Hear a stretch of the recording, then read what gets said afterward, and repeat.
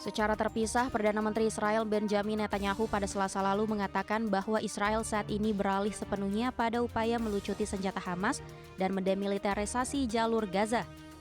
Netanyahu kembali menyatakan penolakan kerasnya terhadap pembentukan negara Palestina di Gaza maupun tepi barat.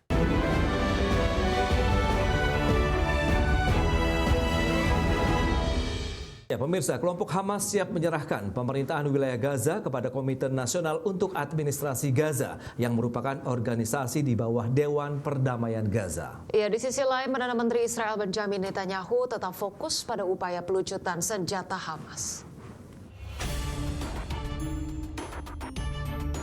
Kelompok Hamas menyatakan siap menyerahkan pemerintahan jalur Gaza kepada Komite Nasional untuk Administrasi Gaza atau NCAG.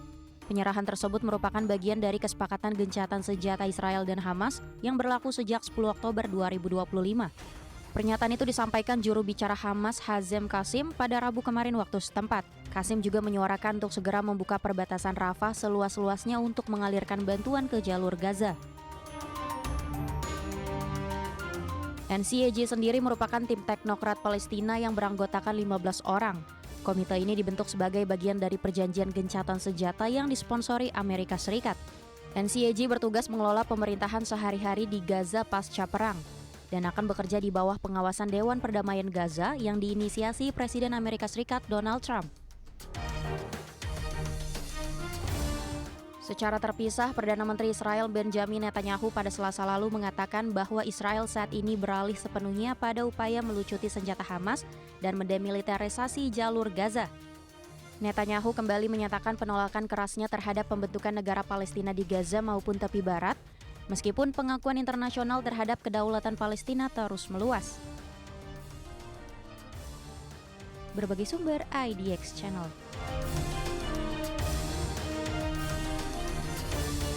Pemirsa, pemimpin Denmark dan Greenland tengah memperkuat dukungan dari negara-negara Eropa untuk penyelesaian konflik penguasaan wilayah Greenland. Penguatan tersebut menyusul telah dicapainya kerangka kesepakatan penguasaan wilayah Greenland antara Amerika Serikat dengan NATO. Para pemimpin Denmark dan Greenland berada di Berlin dan Paris pekan ini untuk memperkuat dukungan Eropa setelah kesepakatan kerangka kerja dengan Amerika membuka jalan bagi negosiasi mengenai Greenland. Di Berlin, Perdana Menteri Denmark Mette Frederiksen dan pemimpin Greenland Jens Frederik Nielsen menghadiri KTT Ekonomi Dunia pada Selasa lalu dan bertemu dengan para pembuat kebijakan dan diplomat untuk membahas situasi geopolitik. Mereka juga berbicara dengan Kanselir Friedrich Merz untuk memperkuat konsolidasi negara-negara Eropa terkait Greenland. Penguatan konsolidasi ini terjadi setelah Presiden Amerika Serikat Donald Trump dan Sekretaris Jenderal NATO Mark Rutte pekan lalu menyetujui kerangka penyelesaian masalah geopolitik penguasaan Greenland. Pembicaraan ke depan diperkirakan akan fokus pada isu-isu termasuk hak penambangan, peran NATO di Greenland, dan hubungan pertahanan antara Denmark dan Amerika Serikat. Trump mengatakan dia membutuhkan kendali atas Greenland demi keamanan nasional Amerika Serikat.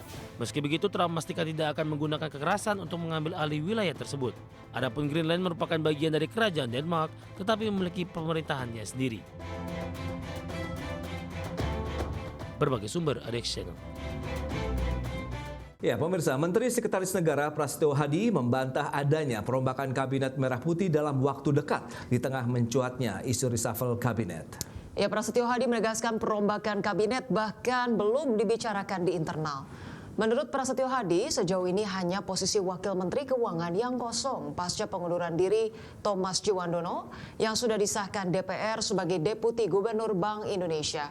Bahkan Prasetyo Hadi memastikan hingga saat ini belum ada penunjukan siapa sosok yang akan menggantikan posisi Thomas Djiwandono sebagai Wakil Menteri Keuangan.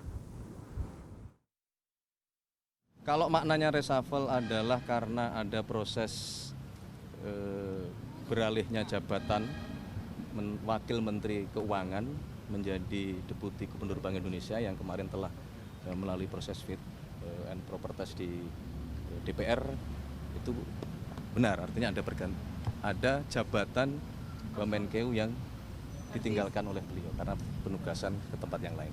Nah, itu akan diisi. Belum.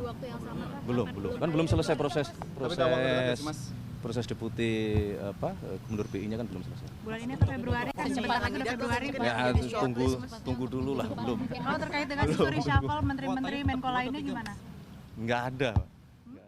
Ya, pemirsa, Menteri Sekretaris Negara Prasetyo Hadi menargetkan kesepakatan tarif impor dengan Presiden Amerika Serikat Donald Trump rampung pada pertengahan Februari 2026. Ya, target tersebut mundur dari sebelumnya yang direncanakan pada akhir Januari tahun 2026.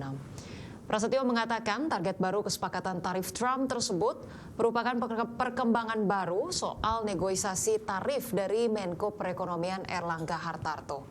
Prasetyo mengungkapkan penyebab mundurnya waktu kesepakatan antara Indonesia dengan Amerika Serikat karena mencari titik temu dari negosiasi yang sudah dilakukan. Prasetyo memastikan tidak ada masalah lain yang menyebabkan tenggat waktu ini mundur.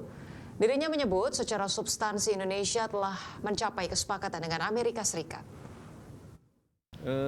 Mungkin pertengahan Februari kemarin update terakhir dari Pak Menko Ekonomi. Mungkin di minggu kedua bulan Februari. Delegasi akan ke sana, Pak. Delegasi akan ke sana, Mas. Belum ada keputusan. Hah? Yang jadi penyebab mundur apa? Ya tentunya kan masih ada beberapa yang kita cari titik temunya, terutama untuk sebagaimana yang sudah pernah juga kami sampaikan, kita terus berusaha untuk bernegosiasi.